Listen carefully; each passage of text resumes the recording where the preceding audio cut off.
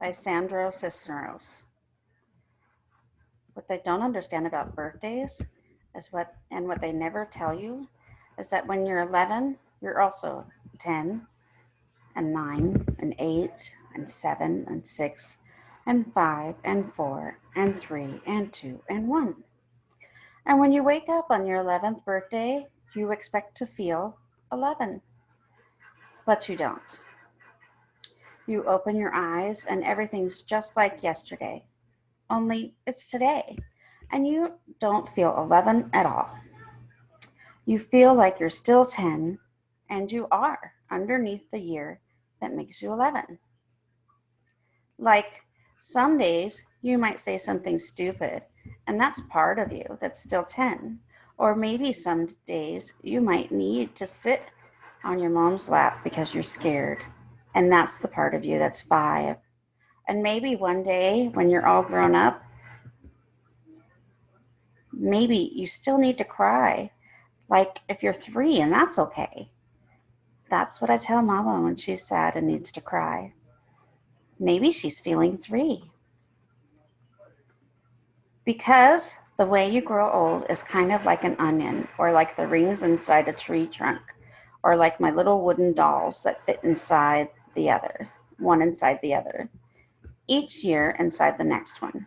That's how being 11 years old is. You don't feel 11, not right away. It takes a few days, weeks even, sometimes even months before you say 11 when they ask you. And you don't feel smart 11, not until you're almost 12. And that's the way it is. Only today, I wish I didn't have 11 years rattling inside me like pennies in a tin Band-Aid box.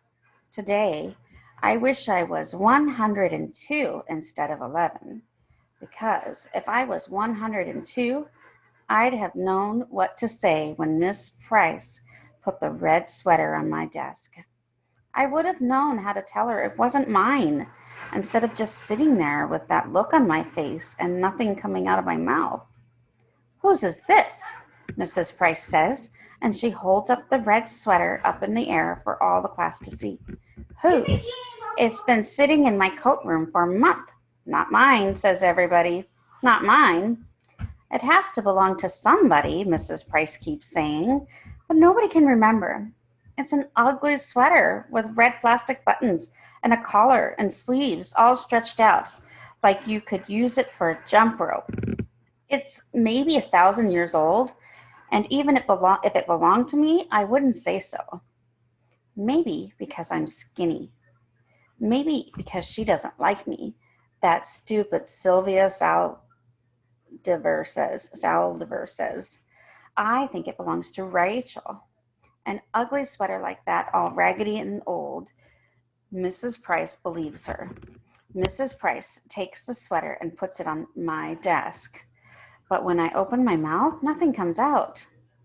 You're not mine, I finally say in a little voice.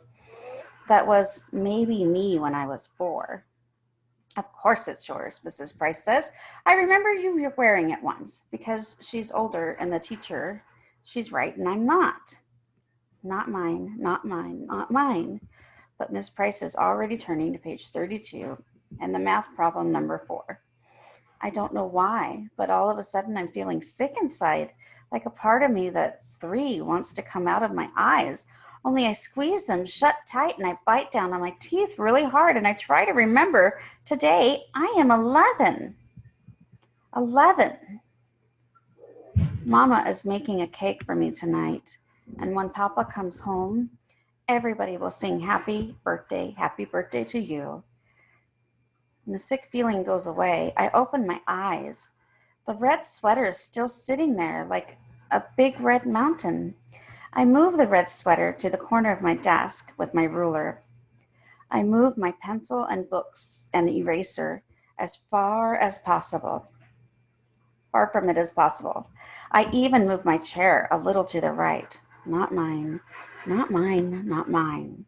In my head, I'm thinking, how long until lunchtime? How long till I can take the red sweater and throw it over the schoolyard fence? or leave it hanging on a parking meter, or bunch it up into a little ball and toss it in the alley.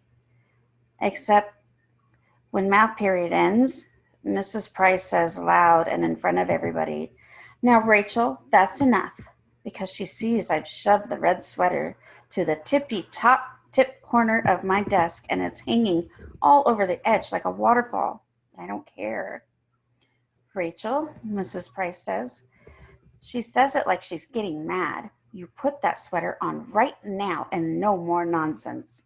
"But it's not now," Miss Price says. This is when I wish I wasn't 11, because all the years inside me, 10, 9, 8, 7, 6, 5, 4, 3, 2, and 1 are pushing at the back of my eyes. And when I put one arm through one sleeve of the sweater that smells like cottage cheese, and then the other arm through the other, and I stand there with my arms apart as if the sweater hurts me, and it does, all itchy and full of germs that aren't mine. That's when everything I've been holding in since this morning, since when Mrs. Pierce put the sweater on my desk, finally lets go. And all of a sudden I'm crying in front of everybody. I wish I was invisible, but I'm not. I'm 11, and it's my birthday today, and I'm crying like I'm 3 in front of everybody. I put my head down on the desk and I bury my face in my stupid clown sweater arms, my face all hot and spit coming out of my mouth because I can't stop the little animal noises from coming out of me until there aren't any more tears left in my eyes, and it's just my body shaking. Like when you have the hiccups and my whole head hurts, like when I drink milk too fast. But the worst part is, right before the bell rings for lunch, that stupid Phyllis Lopez, who is even dumber than Sylvia Salvador, says she remembers the red sweater is hers. I take it off right away and I give it to her. Only Mrs. Price pretends like everything's okay. Today, I'm 11. There's cake Mama's making for tonight, and when Papa comes home from work, we'll eat it. There'll be candles and presents, and everybody will sing happy birthday to you, Rachel, only it's too late." I'm 11 today. I'm 11, 10, 9, 8, 7, 6, 5, 4, 3, 2, and 1. But I wish I was 102. I wish I was anything but 11, because I want to be far away already, far away like a runaway balloon, like a tiny O in the sky, so tiny you have to close your eyes to see it.